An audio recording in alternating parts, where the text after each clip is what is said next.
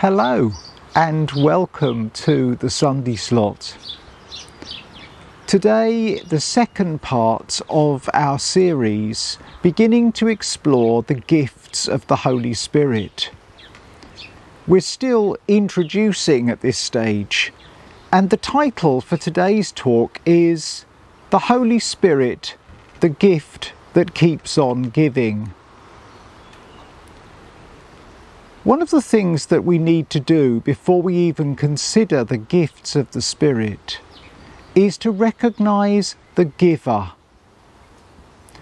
One of the lies that is told about God, it was told in the Garden of Eden and it's been perpetuated ever since, is that God is not good, that God does not want the best for us, and that God is not generous. We need to recognise today, as we begin to explore the gifts of the Spirit, that God is one who gives and gives and gives again. You might know the verse in Scripture that says, God loves a cheerful giver. Why does God love a cheerful giver? Because He Himself is a cheerful giver, and He loves for us to be like Him. So let us pray now as we gather, rejoicing in the generosity of God and praying that the gifts of the Holy Spirit might be poured out on His church today. Come, Holy Spirit of God, meet with us as we come to worship today. Lord, where we are tired, refresh us. Where we are downcast, encourage us. Where we have fear, give us courage and boldness to preach the gospel, not only in our words, but in the way we live our lives. And Lord, would we be strengthened by our time together with you? For we ask in Jesus' name and for His glory. Amen. I love you, Lord. Oh, your mercy never fails me. All my days I've been held in your hands. From the moment that I wake up until I lay my head, I will sing of the goodness of God. And all my life you have been faithful. And all my life you have been so good. With every breath that I am able, I will sing of the goodness of God. I love your voice. You have led me through the fire. In the darkest night, you are close like no other. I've known you as a father. I've known you as a friend. And I have lived in the goodness of God.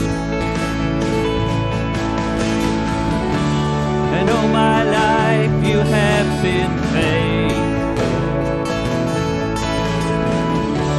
And all my life you have been so good.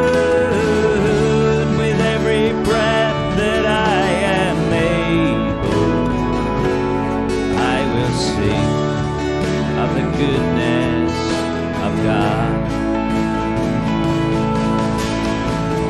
Your goodness is running after, it's running after me. Your goodness is running after, it's running after me.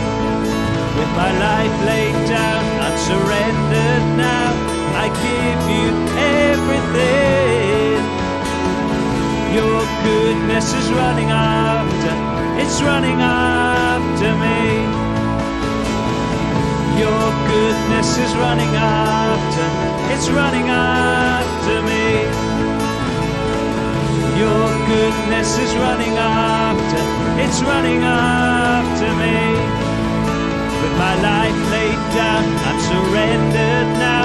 I give you everything. Your goodness is running after, it's running after me.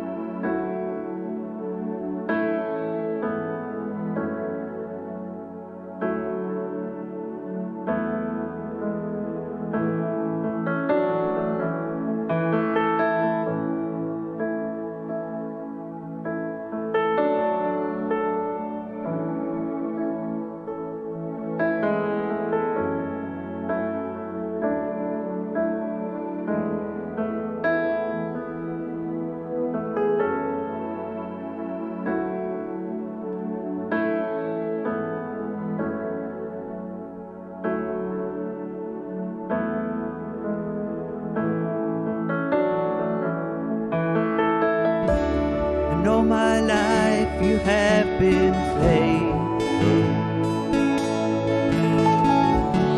and all my life you have been so, so good. With every breath that I am able, I will sing of the goodness of God. And all my life you have been faithful,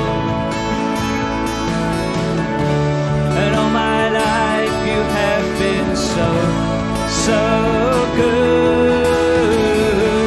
With every breath that I am able, I will sing of the goodness of God. Oh, I will sing of the goodness of God.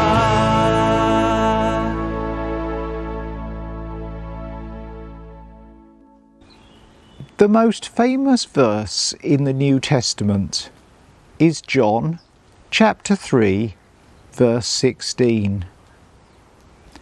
God loved the world so much that he gave. He gave his only Son. That famous verse reminds us every time we read it that ours is a generous God.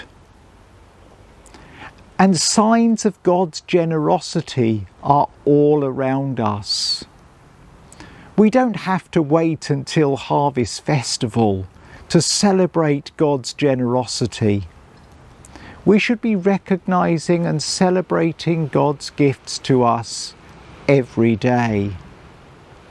And nowhere is God's generosity more clearly demonstrated than in the giving of the Holy Spirit to the Church. God gives himself to us. There are amazing verses in the Bible that speak of God's power made available to us. Did you know that every single Christian has at least one spiritual gift? Do you know what your gift is? If you don't, it's not because you haven't got a gift. It's because you haven't discovered it yet. God gives, and he gives freely. And what I want to talk about today, rather than gifts to individuals, are some of the gifts that God gives to everyone who believes in Jesus. I'm going to talk about 3 of these gifts today. Now, if you're watching this today and you're not a Christian yet, you will not possess these gifts. But for all who have accepted Jesus as their Saviour, God gives the gifts. And as the word gift implies, He gives them to us for free, gratis, and for nothing. The first of these gifts is forgiveness. Now, there's an incredibly powerful place to start. The fact is that we're all sinners. It isn't that some people are sinners and need God's forgiveness and the rest are okay. The Bible says all have sinned and fallen short of the glory of God. And so all of us carry with us the burden of sin and guilt. Some people have likened it to carrying a great boulder behind us that we have to drag through life. But the gift of forgiveness means that we don't have to carry that burden anymore. On the cross, Jesus died for all our sins. And so when we believe in Him, all those sins are taken away. We don't have to carry that burden anymore because Jesus is carrying it for us. That means that we are set free. We're set free from sin, and we're also set free from guilt, the stuff that we carry around with us. The second gift is one that is actually even more exciting than it sounds. Because Jesus on the cross saved us from our sins, but at the empty tomb He saved us for eternal life. Now, eternal life is one of those gifts that people can easily understand. People think that to have eternal life means that we will go to heaven when we die. And we will. That's the amazing thing about it. That's why at a Christian funeral you get such an amazing mixture of feelings and emotions. Of course we're sad because one of our number has died. Of course we grieve with those who are grieving. But the Bible tells us that when we mourn, we must mourn with hope because of the promise of eternal life. Eternal life means that at that Christian funeral we have complete assurance that the person we love is loved by God and about to spend eternity with Him. There's another famous verse in the Bible, Romans chapter 6 verse 23. It says this: "The wages of sin is death, but the gift of God in Christ Jesus is eternal life." The difference between wages, what we earn, what we deserve, and the free gift of a generous God. But as I just said, the idea of eternal life is actually even more exciting than this. Because eternal life isn't just a gift that we can keep like a ticket on the mantelpiece behind the clock waiting for when we need it. Some people talk about having a one-way ticket to heaven when you die.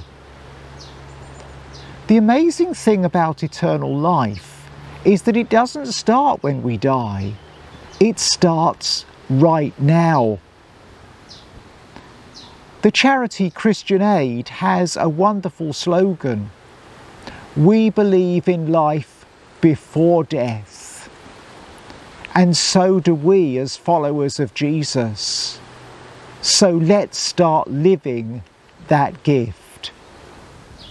So God has given us the gift of forgiveness, the gift of eternal life, and He gives us the gift of the Holy Spirit. You will often have heard me say that God loves us just as we are. But He loves us too much to let us stay as we are.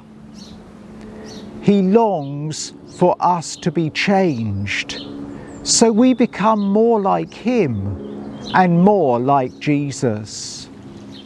This reading is from Galatians 5, 22 and 23. But the fruit of the Spirit is love, joy, peace, long-suffering, kindness, goodness, faithfulness, gentleness, self-control. Against such thing there is no law. Paul lists for us the 9 fruits of the Spirit. And the fruits of the Spirit are signs to others that we have the Spirit within us, that we're becoming more like Jesus. When I'm looking in my fruit and vegetable bed, how do I know which bush is the gooseberry bush? Well, I look for gooseberries. It's not rocket science. And it's the same when people ask if they have the Spirit within them. Are we growing to be a little more like Jesus each day? Are we growing in things like love, joy, peace, patience, kindness? There's such a shortage of kindness in our world today. The Spirit is given to us so that we might be changed, so that we can be, if you like, the very best version of us that we can be. Forgiveness, eternal life, and the Holy Spirit. These are gifts that our generous God gives freely to everyone who puts their trust in Jesus. And we haven't even started yet talking about the so-called gifts of the Spirit, which we're going to be talking about for the rest of this series. You see, God doesn't just call us to do a job. He doesn't just commission us. He equips us for that task. And within the church, God places all the gifts that we need to do what He's calling us to do, to change the world, beginning in Landford. Unlike the plumber last week, we don't just turn up and offer tea and sympathy. We come ready to make a real difference. Over the next few weeks, we're going to be opening the toolbox to see the gifts that God has for us there, the things that will make our work easier. Let's not try to be Christians in our own strength. But today, let's just rejoice in the fact that we have a generous God, a God who gives gifts freely to His children, a good Father who loves us and who longs to give the Holy Spirit to those who ask Him. Great is thy faithfulness, O God, my Father. There is no shadow of turning with thee. Thou changest not.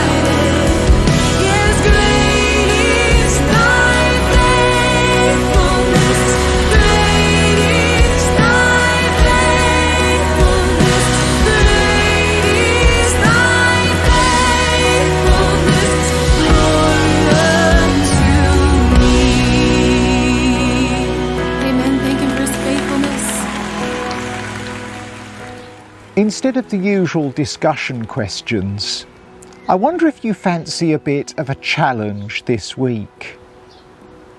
We read earlier from Galatians chapter 5 about the so-called fruits of the Spirit. Why don't you give yourself a little test? Make a list of the 9 fruits of the Spirit and then give yourself marks out of 10 for each one. Where are you doing okay? Where do you need to pray that God would help you? Remember, the point is not to feel guilty and beat yourself up. God promises to give the fruits and the gifts of the Holy Spirit to those who ask Him. So where you find things that you need God to help you, He says, ask and you will receive. Seek and you will find. Knock and the door will be opened. For ours is a generous, giving God. And Jesus said, if a son asks for bread from any father among you, will he give him a stone? Or if he asks for a fish, will he give him a serpent instead of a fish? Or if he asks for an egg, will he offer him a scorpion? If you then, being evil, know how to give good gifts to your children, how much more will your Heavenly Father give the Holy Spirit to those who ask Him? As we go into a new week, let's pray that we would go taking with us the gifts of our generous God. So as we go into this week, let's remember that we are loved and forgiven. Let's remember that we have eternal life, life to be lived right now. Let's remember that we have the gift of the Holy Spirit. And let us pray that the fruit of the Spirit might become more and more obvious in us as we become more like Jesus. And may we also know the power of the Holy Spirit, so that we don't even try to do this week on our own, but in the strength that God supplies. May we know God's blessing this week, the blessing of God, Father, Son, and Holy Spirit, today and always. Amen. It's always good to be with you on the Sunday slot. I'll be back next time. Until then, bye for now.